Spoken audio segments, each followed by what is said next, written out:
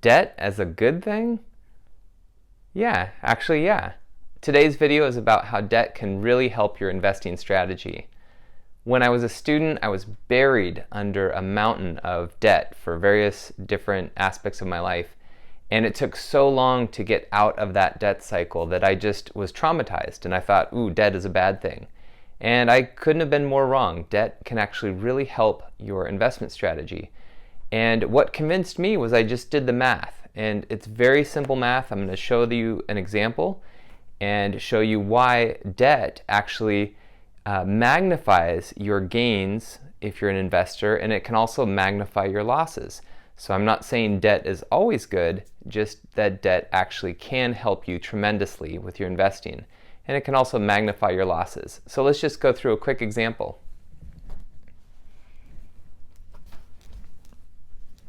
Let's say that you're flipping a house in this example, and you buy the house and you fix up the house for $100,000. So you've bought the house, that's the closing costs, that's all the costs.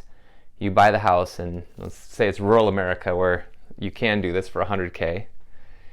And then a year later you sell the house and you have $120K. So your return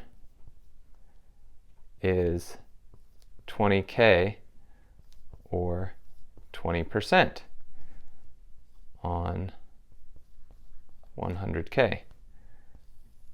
So you went out and you took $100,000 of your money and you went out and purchased something and invested money into that project, 100K total.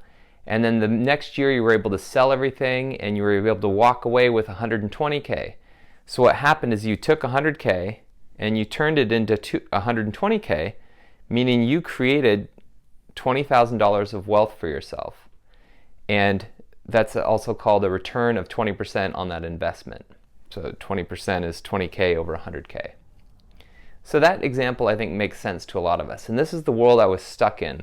I was really trying to take my money, my own personal money, and I was trying to invest it and make money back. Now let's take another example. So now let's say that we let the bank pay for it. So now we're going to split it into, you're only going to take 20,000 of your dollars, but you're going to let the bank pay for $80,000. So now it's still 100K invested, but it's only 20,000 of your dollars and it's 80,000 in the bank. Now this is going to cost you. So let's say the bank charges you 10% on this short-term loan, which is a little bit high, but still, if let's say you're fairly new to this and you're able to convince a bank to give you 80K, they might charge you 10% on that loan. So this is not free money, it's going to cost you money. So it's actually going to increase your cost structure a little bit. And then let's say a year later you sell, again for 120. So it's the exact same example as above, except for now we're borrowing money from the bank. But by borrowing this money from the bank, I'm going to add in borrowing cost of, I said 10%, so that 10% of 80 is 8. So now this total cost structure, instead of being 100K, is now 108K. So now what I've done is it's actually driven up my costs because I'm borrowing money and it costs money to borrow money. So instead of a cost of 100K, now I have a cost of 108K. I sell everything for 100K. So now I'm only making 12K in profit. So you're thinking, Sam, what the heck? You made 20K in profit in the first example, but you only made 12K in profit in the second example. And I would agree with you. So on paper that looks like it's not so much until we recognize that you only had to you only had to use 20K of your own personal money. So then what we're going to do is when we figure out the return, so the return is 12K on a 20K investment. So you made $12,000 on a $20,000 investment. This is huge because now you're looking, that's a 60% return. So we went from a 20% return, making $20,000 on $100,000 that we had. Now we're making $12,000 on only $20,000, or 60% return. So what we did is, by borrowing money, we amplified our gains. So our gains used to be just 20%, and by borrowing money, we amplified our gain to 60%. So that's pretty huge. And that is a case where, even though we took on some debt, we owed $80,000 for that year, and it cost us quite a bit of money. So we just flushed $8,000 down the toilet just to borrow this $80,000. But what it did for us is it allowed us to recoup a lot of returns on our 20K. Another way to think about this is the bank didn't take on the risk. They were going to get their $88,000 back no matter what. So the bank, they're deciding, hey, we're happy with 10%. They're like, if you can make more than that, go ahead. And so this is a win-win scenario where you were able to take a small amount of money and turn it into, basically, you took $20,000 and turned it into $32,000. So you made 60% on your return. So this is like the win-win scenario where you're happy because you made your money stretch a lot further and your investment grew a lot more. And just a quick aside, let's say you multiplied this times 5. So instead of just doing one house, you did 5 houses in that year. So now let's imagine that you still had 100K. You could multiply this times 5. So now, borrowing money from the bank, you do this times 5. You're actually going to turn $100,000 into $160,000 if you do this borrowing scheme and you flip 5 houses in that same year rather than just flipping 1 house in the same year. And so the bank giving you money allows you to leverage your existing money a lot better. But now there's a catch.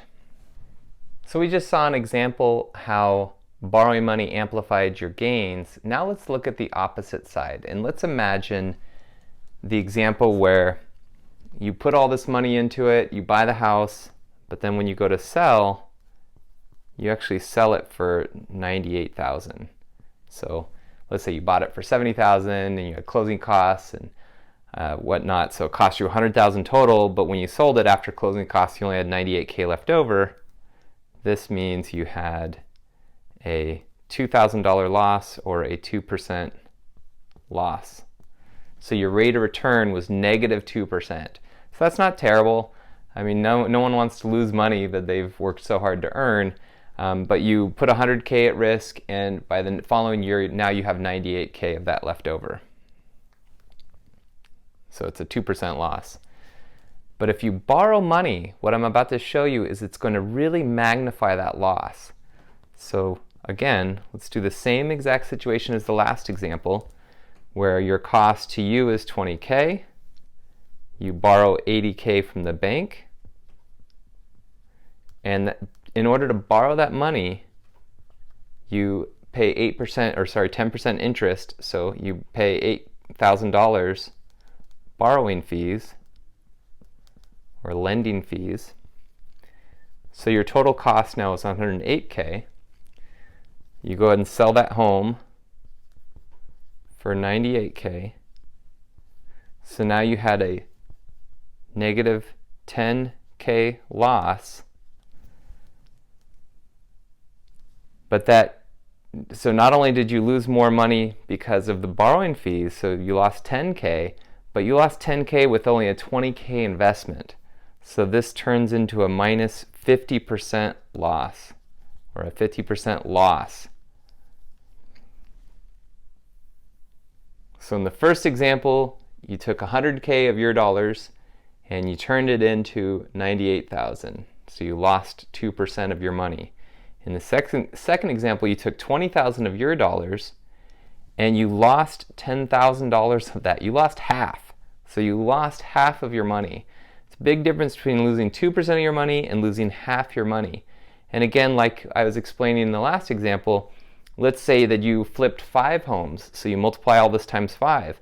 So then you basically turned your $100,000 into $50,000 in the second example.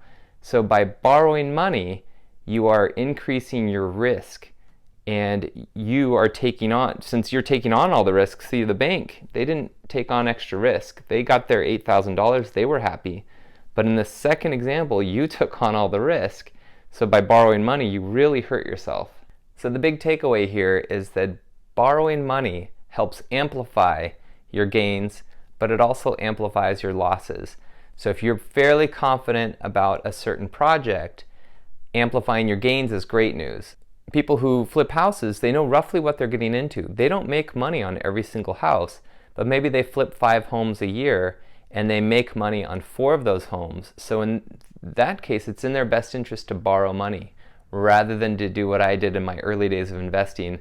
I used to only invest money that I had because I was so traumatized by debt and how hard it was to dig out of debt. But in cases like these, borrowing money and amplifying your gains and then paying that money back, it really sets you up for success in certain investing strategies.